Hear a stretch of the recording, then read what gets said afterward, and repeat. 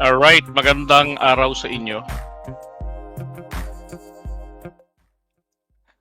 Okay, so magandang araw sa inyong lahat mga kapatid. Pasensya na po kayo at late na naman ako nakapasok sa ating live. Dahil nga, actually, nagpalit pa ako ng damit dahil natapunan ko ng kape yung aking suot. Ito, oh, yung red. Ah, ayun na nga ho, positive po ano. Si Vice President Sara Duterte po ay na-impeach na ho ngayong araw sa Kamara de Representante. Yun ho yung mainit na balita ngayon. Okay? Now, ano ho ba ang mga nangyari? Nako, hindi ko ho sa inyo masasabi kaagad ngayon kung ano ba talaga yung mga nangyari. Dahil kanina, ang inaabangan nga lang natin dito ito lang oh, I was actually about to start na ng ating live. Pero sa GC, pinag-uusapan na namin yan. Ano ang mangyayari? Ano na nangyayari? Ano nang balita? Ganon. So, alam niyo ho kasi kahapon, nandun ako sa House of Representatives. Ako, sila Mami Peng, ganyan. Ang, ang mga napansin ko po mga kababayan, ay yung mga galaw ng mga kongresista. Ang dami doon kahapon. Doon sa may tanggapan ni speaker. Ang dami ron mga mga staff na nasa labas. Sabi ko, there's something unusual na nangyayari. Ayun. So, ito ina-expect naman po natin ito na makukuha nila yung ganyang kaliit na 153 votes. So, anong nangyari? Tingnan nyo ha, sunod-sunod po yung tagumpay. Hindi ba sinimulan naming mga vloggers noong May 17 last year sa pangunguna nga ni Mayora Peng ng Selda 14.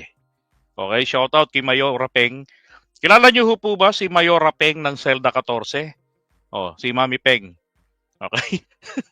Siya yung nagsimula, siya yung nag-organize noon. Dahil nainis kami sa ating Pangulo, literal, no? Kumbaga, kinall out namin ng ating Pangulo na, Mr. President, hindi siya fit sa Department of Education. Alisin nyo na yan. At yun na nga ho nangyari. Sumunod, masyadong natitenga, tumatagal, di ba? Nag-rally ho uli, mga Marcos loyalists, December 7.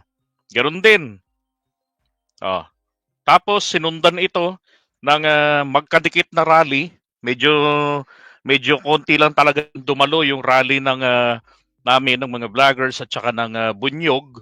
No, kung bakit ba pagka-rally ng vloggers walang maraming tao? Ano napansin ko 'yun. Yung January 18. So kasama namin ang mga Bunyog vloggers at yung party list niya ng Bunyog, sila Attorney Enzo Recto ng Bunyog party list, boto niyo po. And then, syempre kami rin mga BBM vloggers, although hindi man lahat. Sumunod, eto namang, ang kinall out naman namin noon, si Velasco. Kasi anong dahilan? Ako rin sa mga contents, kinocall out ko rin, pati si speaker. Bakit hindi nyo man lang pwedeng hingiin yan? Wala namang mandato sa bayan si Secgen Velasco. Bakit kinakailangan niyang magdesisyon dyan? Ang nasa batas, sa Constitution, pagka-receive ng complaint, he has to forward to the speaker. Di ba? Then bahala sila. So ngayon, ang mga botante kasi, yung boboto dyan, yung magdidesisyon, kung i-impeach naman nila yan, ayaw na nilang pag-usapan pa si Sara sa committee, at tamadaan pa yan sa plenary, pwede na. Kasi marami naman Kung magbobotohan sila, marami na rin. Then, nakuha po nga nila etong 153 votes, di ba? Kanina. Etong huling rally rin, yung maramihan na. Actually, nakisabay na nga po yung third force. Etong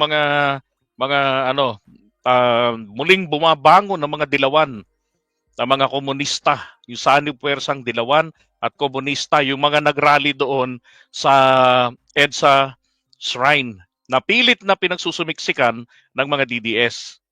Kasi naandun yung mga nagsasabing panagutin si Marcos, wala nga si Lucielo Magno.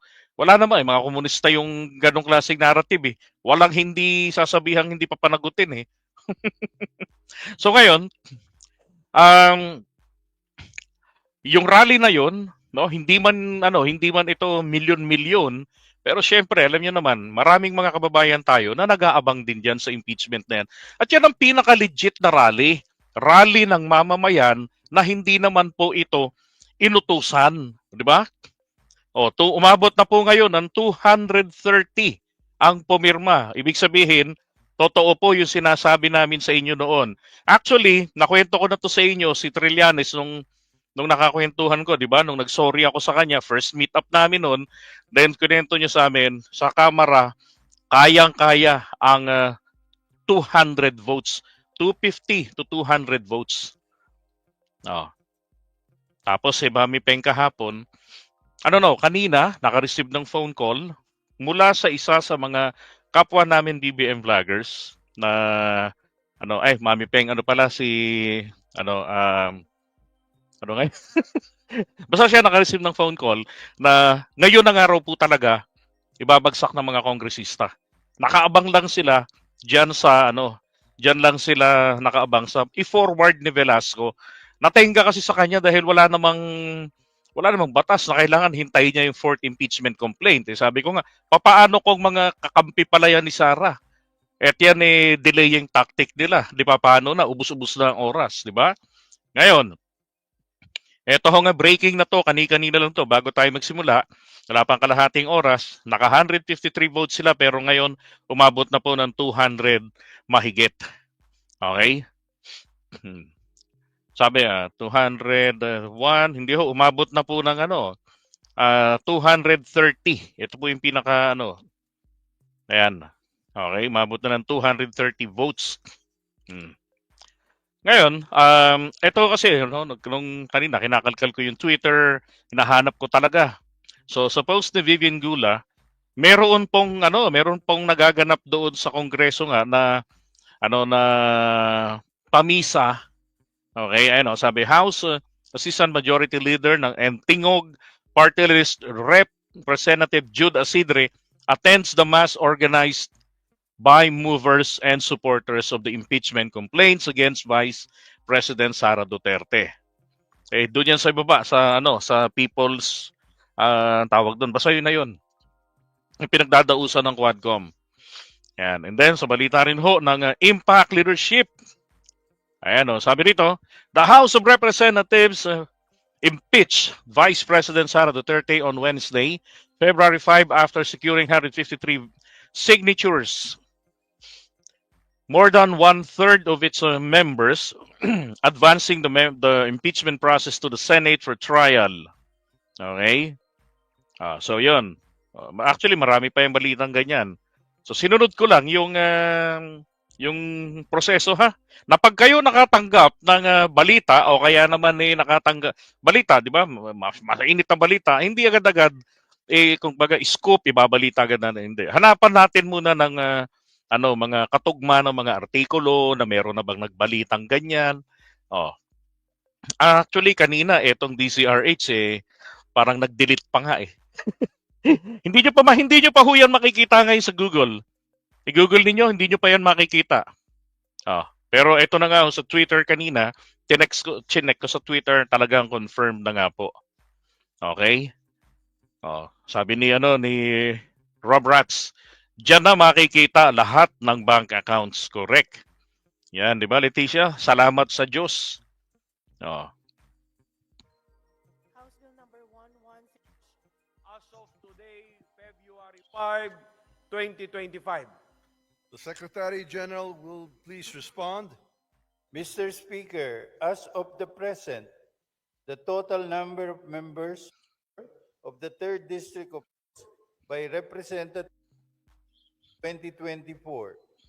Impeachment complaint filed against Vice President Sara Z. Duterte, filed by Reverend Father Antonio Labiao Jr., Reverend Father Rico P. Ponce, Reverend Father Dionisio B. Ramos et al., and endorsed by Representative Gabriel H. Bordado Jr.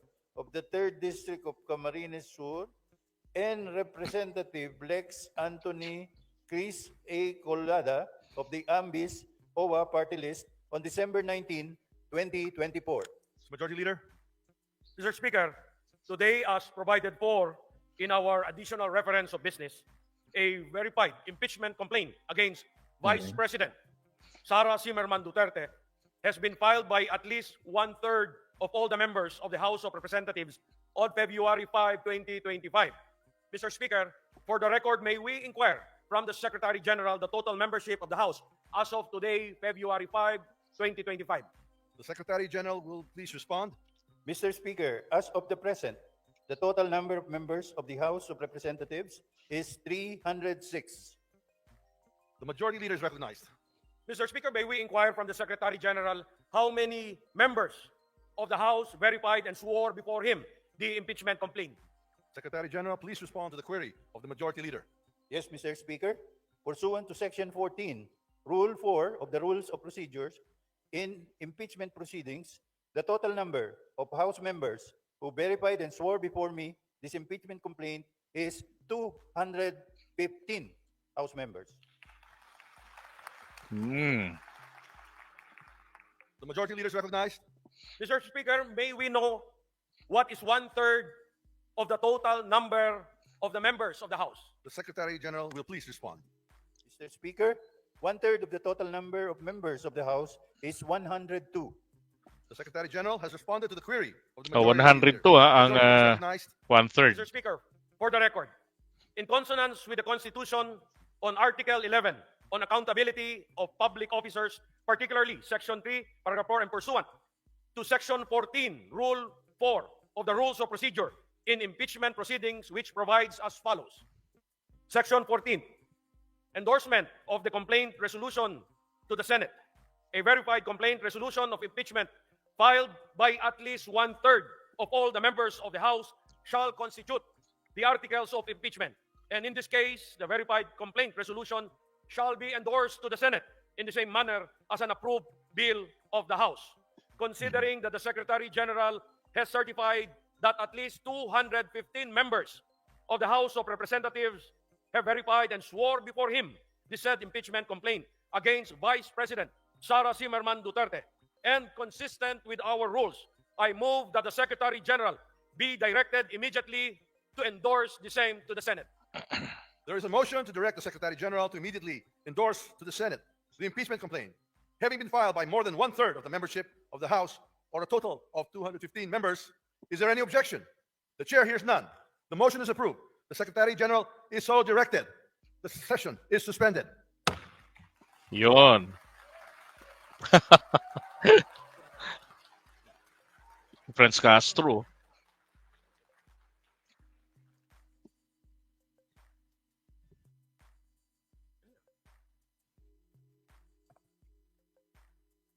Diba? So, yari ka ngayon, Sara. Impeach ka ngayon.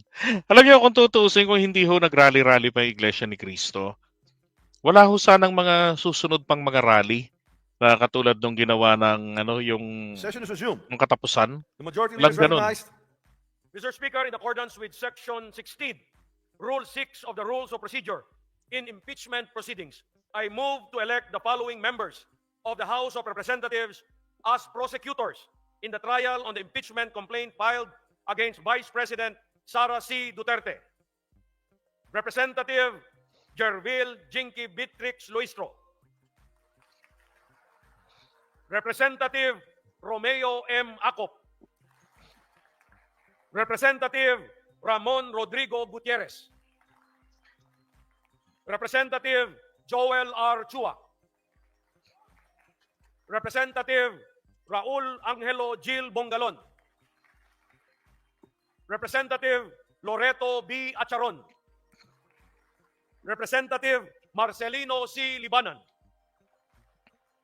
Representative Arnan C. Panaligan. Representative Isabel Maria Zamora. Si Kulot. Representative Lawrence R. Defensor. And Representative Jonathan Keith T. Flores. I so move, Mr. Speaker. There is a motion to elect the aforementioned members as prosecutors in the trial of the impeachment complaint against Vice President Sara Z. Duterte. Is there any objection? The chair hears none. The motion is approved. Ayos. The Majority Leader is recognized. Mr. Speaker, in the additional reference of business earlier read by the Secretary General, there are 3 other impeachment complaints filed against Vice President Sara C. Duterte. These are the impeachment complaint filed by Teresita Quintos Deles, Father Flaviano Villanueva, Gary Alejano et al. And endorsed by Representative Percival Sedanya of Akbayan Party List on December 2, 2024. Next is impeachment complaint filed by Teodoro Casino, Lisa Masa, Nery Colmenares et al. And endorsed by Representative Franz L. Castro of ACT Teachers Party List, Representative Arlene Brosas of Gabriela Party List, and Representative Raul Daniel Manuel of Kabataan Party List on December 4, 2024. And the last one, Mr. Speaker, the third one, impeachment complaint filed by Reverend Father Antonio Labiao Jr., Reverend Father Rico Ponce, Reverend Father Dionisio Ramos et al., and endorsed by Representative Gabriel Bordado Jr. of the 3rd District of Camarines Sur, and Representative Lex Anthony Chris Colada of Ambis OWA Party List on December 19, 2024. Pursuant to our rules of procedure in the impeachment proceedings, considering that the plenary has already transmitted to the Senate the impeachment complaint filed by 215 members on February 5, 2025, that is today, I move that the 3 other impeachment complaints filed on December 2, 2024, December 4, 2024, and December 19, 2024 be transmitted to the archives. I so move, Mr. Speaker. There is a motion to transmit to the archives the aforementioned 3 impeachment complaints filed last December 2, 4, and 19, 2024. Is there any objection? The chair hears none. The motion is approved. These impeachment complaints are transmitted to the archives. Mr. Speaker, I move to suspend session for a few minutes. Session suspended. Okay. Kasi alam niyo kung bakit lumakas na rin ang loob ng mga to. Unang-una, hindi naman rin kasi nila talaga kailangan ng ibig sabihin, hindi po sila yung mabababad kasi, yung mga kongresista na yan, hindi sila yung mabababad yan sa impeachment na yan. Dahil, Senado po ang magbubuhos ng mahabang panahon para sa pagdinig diyan. Sila talaga yung, kumbaga, in action diyan sa, sa impeachment ni Sara. Okay? Oh. Tsaka, talagang ganun. Diba? Hindi rin nila isa pa. Hindi naman yung mga yan mag-aatubili kung tutuusin dahil una, hindi naman lahat yan nangangailangan ng endorsement ni Duterte. 'Di ba? Yun lang mga taga Davao, yun lang mga taga Mindanao.